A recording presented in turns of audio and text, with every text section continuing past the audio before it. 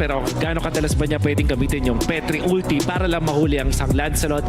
Yan ang biggest problem ko dito. However, para sa TNC, napakasimpleng win condition. Meron kang dalawang na tank, meron kang pang-initiate, meron kang mataas na nukes from both the Farsa, physical and magic nuke. Nandyan pati yung Granger. Tapos may Lancelot.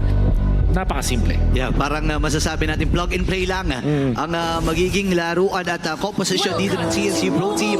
Ladies and gentlemen, narito na ang game number... Chip yun na pasukin yung Farsa. Wait lang, ito yung rotation. Ay, Okay. naku po! Team Falcons, Turtle is gonna spawn. Trimar, naka-zone siya dito kaso level 3 lang yung Glueman habang ang sakit ni Flap TZ. Napakahapde nung kanyang mga paghampas doon sa Glue and maiiwan maging si Sky TZ in libreng pago para sa Team Falcons. Grabe yung naging turnaround noon na nakuha yung kill dun sa gitna tapos pagong sabay manggugulo si Flap at si Owen. Ayaw nila pagpahingayin dito si Zaida. Ha? Grabe, hindi pa tapos. Si Ogwe naman, ang ginago dito ni Chuck noon. Level 4 na yung Glue. Mahahat na layback siya pabalik pero may revitalize na rin airstrike. Ginamit na rin ni Lancy. Pero tutumba na. Or probably because nag-contribute siya dun sa may Lito Water Take and also yung early Petrify usage. Uy. Naku po, na-petrify pa na siya. Nakuha niya yung pero wow! ang kapalit naman ay ang buhay ng Lancelot. Grabe, tama nga. Pwede sa Falcons yun. Oo, tsaka malupit doon, men. Dito mo makikita, ma-appreciate yung talino ng feud, men. Nilagyan niya lang ng trap.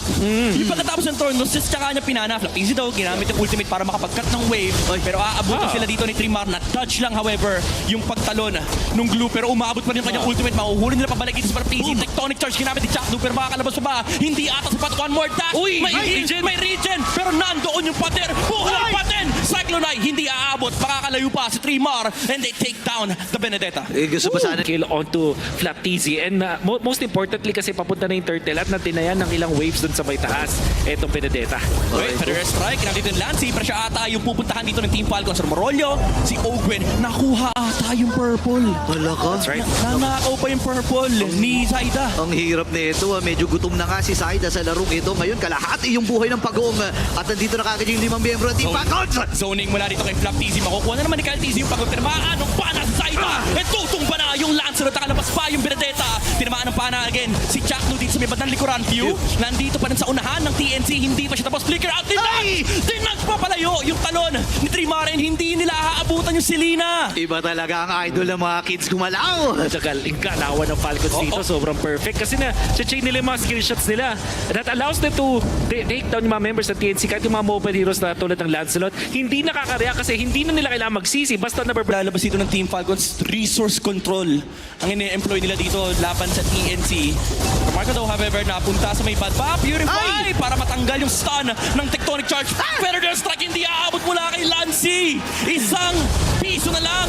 Yun na tara dito para kay Super Marco. Madedepensahan pa nga ito nila Flap TZ and TNC. Almost taking down the Harit. Pero yung trade sa taas, men. Nakakakuha ng Torres si Kyle TZ. Sulit na sulit sa Team Falcons yung ginawang action dun sa may bandang ibaba Wolf, no? Oo, parang nakita natin na yung Falcons na ginagalawan yung mapa. Team Falcons dito, purple buff muna ang pinapriority dito ni Kyle. Yeah. Pero parang binagalan konti dito ng TNC at ng Falcons, ha? Ito yung lokohan muna. Na kunwari magka-turtle kami pero nag-farm yung dalawang jungler. Pero Trimar, technically nag-ulti na. Yan yung ulti para sa akin ni Glue. Pero Benedetta sa may bandang likuran na andoon si Flap TZ para zone. Yung Granger pero nanakaw ni Zaida yung pagong. Team Falcons sa malaban, however, with the Zaman Force. Mapapatong pa nila si Jack Nu. Pero Trimar, nandito sa may bandang unahan. Naaabutan pa ata Super Marco, Tornros. Mula dito kay Zaida pero hindi nila maabutan yung Harit. Pero si Ogwen naman yung nasa unahan. Revitalize para kay Baksha. Buhay pa rin, napakakunat niya. Pero airstrike mula kay Lancy. Ogwen, buhay pa rin. Super Marco zoning out Zaida and wala nang tutumba. Okay, kakalmahan muna nila panandalian. Grabe yung naging aksyon sa ikatlong pagunoy, pero sino pa lumabang? And without a death dun sa side ng Falcons at well as TNC yung nakalamang doon. Kasi nakakuha sila Dahil sa naging changes doon sa pag-respond ng Zaida. Pero wait lang, sa Zaida sa may bandang itaas. Ogwen, aabot ba yung pangga dito? Wow. Nagamit na yung Phantom Execution. Pero may dalawang puncture pa naman. Buhay, Lancy, naghaharap ng Feathered Airstrike pero nakaharang dito si Flap TZ. Nagamit na yung Eye for an Eye. Feathered Airstrike lumabas na pero medyo makunat with the Revitalize as well. Mula kay Ogwen, mabubuhay yung Benedetta pero sa may mid nakapwesto ang Team Falcons para bumalik sa Lord. Nagpa-15 lang etong si Caltisi para hindi na nila kailangang iwasan. Si Caltisi, I mean. O para sa Falcons, they will just ganun lang. Kasimple.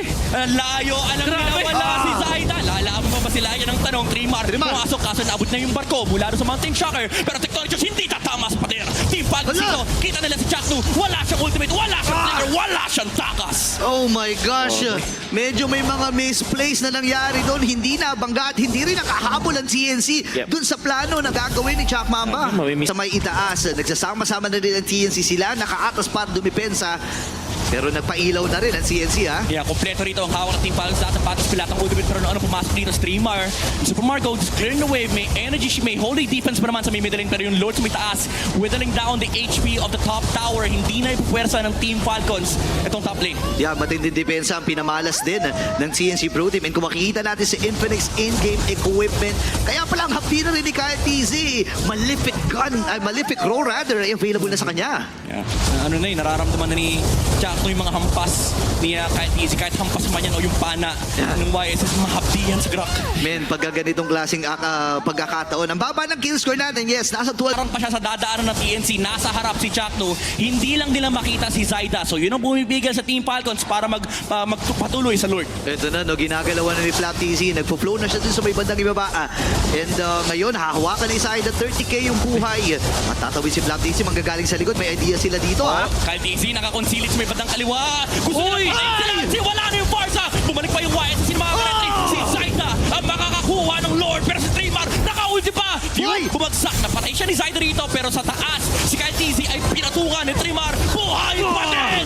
Yung Lancelot nakaisa pa. Super Marco going down. And TNC winning that Lord fight. Ang ganda na naging bawi ng TNC doon. Definitely, dahil yun na patumba nila is the gold laner from Falcons. Meron silang depensa at the same time nabuhay yung kanilang Lancelot. Ang ganda ng idea mula doon sa Falcons na nag-combine doon si Kyle at si Flap na manglikod at patayin doon yung Farsa. However, doon na sila nadali. Hindi na nakabalik si Kyle TZ doon sa my Lord fight at nakontrol na rin Super Marco. Ay napaliit yung malaking control ng Falcons dito in terms of the map. And ngayon kung titignan natin para sa Infinix in-game equipment, kumpleto na rin pala. Kumpleto si Garo sa rin si Benny Cutie dito with the Rose Gold Meteor for added survivability. Nakita natin din yung ating mid laners. Unfortunately dito parang yun na pag-iwanan siya bigla when it comes to the farm. At sinasabi natin, keys to victory to para sa Falcons. Yung Selena na walang tao. Shadow damage na enemy enough. Petrify mula kay Flap TZ. Hinabot nila si Benny Cutie. Pero aabot sila. Gwen! Granger goes down! Pero sa may batang likuran si Flap TZ. Manual tumba for Team Falcons. Pero Lancy nahuli ni Kyle TZ. And si Chakno yung susunod para sa TNC. And tutok pa rin Grok. Triple kill for Kyle TZ. Nakatatlo si Kyle dito pero humahabol pa rin si Mar. Ay kailangan ng umatras. Dalawang natitira sa kanila. Actually may wave. Pana? Ba sila na paparating doon sa may bandang ibaba. May mga pana din from few. Pero napaganda ng turn na yun mula sa Falcons. Definitely, Kyle TZ finding an opening doon sa moment na yun. Sabay yung bangka tumama pa doon kay Lancy na naka-reserve. Oh no. O Gwen, pumapasok. Alam nila, dalawa lang yun na nabubuhay dito sa TNC. Meron silang canon. Pwede nila magamit to. Pero makiklear ata ng TNC yung mga waves. And lalabas lang ang Team Falcons. It all started from that one dash mula kay Flap na nahuli niya yung Granger with the Petrify. Gulong lang. Zaida? Hawak nila yung Lord at si Zaida ang kumukontrol nito. Hawak nga talaga nila ang Lord side dito pero nakapasok na si Flap TZ. Checking the bushes here. Gathering information for Team Falcons. Alam nila wala pang flicker yung Granger so nag-aarap talaga sila sa may batang likuran. Petrify para kay Flap TZ. On to Kyle TZ finding Benny Cutie. 1v1 with the danger. Abutan natin ang final execution. Zaida taking down the YSS. And lalaban pa rito yung TNC. Magkahabol pa si Trimar. Tinatahi na ni Zaida. Pinipirmahan yung jersey ng Team Falcons. Lalabas sila dito pero nahawak na naman ng TNC yung Lords. Marco however nakapwesto for the Zaman Force. Magkakaroon si ulti. Flap TZ ng ulti in just a bit. Pero pumasok na yung Benedetta para kay View. Hindi tatama kay Benedetta. Ginamit na yung Zaman Force. Pero si TNC Benedetta strike!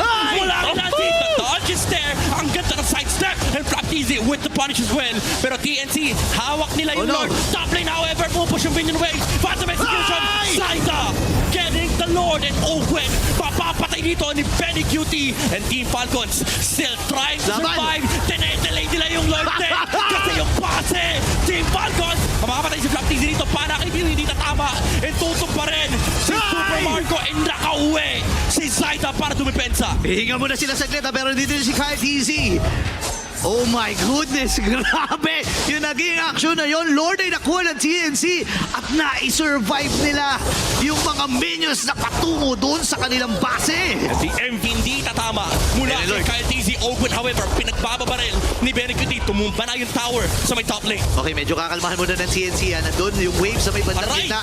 Ang sakit na rin ng damage kahit DC kalahati. Pero si Top sa likod! Petrified sa may batang likuran niya si Clancy pero hindi siya mapapatay. Pana hindi natama mula rito kay Few. Pero makakapag-clear ng minion wave. Saida, sinimaan yung base ng Team Falcons. Pero makakalabas pa rin naman dito ang Falcons. Hindi pa tapos si Lancelot, men. Ay! Pero there's strike round 2 mula kay Lancy Mountain Chariot. Tatama dito kay Trimar. Wala pa rin tutumba. Wow! Ubus ang base ng TNC pa ng Team Falcons. Maski ako nalilito na rin. Ang dami kasing nangyayari. Sa ni Lancy, hindi na kayang indayin ng side ng Falcons. Kailangan na talagang i-dodge o kaya naman i-cancel. And most importantly, Oh, hindi na nakaka-one hit si Flap. Yep, siya ako na dito nag-aabang ng tectonic charge. Huli pa sa Katizi, hindi niya kinamit ang flicker. Pero nakahuli si Pew. Wala na yung makapana. Open ito, yun naiwan sa may batang unahan. Pero may support na naman ni Super Marco. Summon Force, hindi pa ginagamit. They're finding the right time to fight here for Team Falcons. Flap TZ nakapwesto dito sa may bush. Oh, no. Panibagong bush Uy, naman yung nakita. hawak niya. Likod. Pero nahuli siya. Nakita siya ni Zaida. So may info dito ang TNC. Pwede sila Wow. mag-first ng Lord. Ang hapdi na ng damage dito ni Zaida at ngayon kalahati na yung Oh, buhay Kyle, Kyle. Kyle. May kitata ni Trimar. Ngayon kailangan lumayo ni Kyle at pipipirsa ata ng Falcons. Pumilit, pero Jester ginamit at sinibawa ng Lord. It's still Zaida for TNC. Super Marco, inabot ng dalawang bagsak na pero Jester. Pero naton yung Phantom Execution mula kay Zaida and Team Falcons. Losing heroes one by one. Kaltizi tinawiran ni Zaida. Another triple kill para kay Benecuti. And naiwan pa si Flap TZ sa likuran. 5 heroes down for Team Falcons as CNC marches towards victory para sa Game 1. Prinak pa yung pader. Mantitrip pa si Chaknu. Pero hawak na Picture nila muna daw. ang pagkuha sa Game number 1. Picture talaga, snap a photo dahil TNC ang makakakuha ng Game number 1 laban sa Team Falcons habang pinapagsak ng Lord yung base ng Team Falcons. Napakatinding aksyon ang ihinatid ng TNC Pro Team against Falcons para kunin ang game number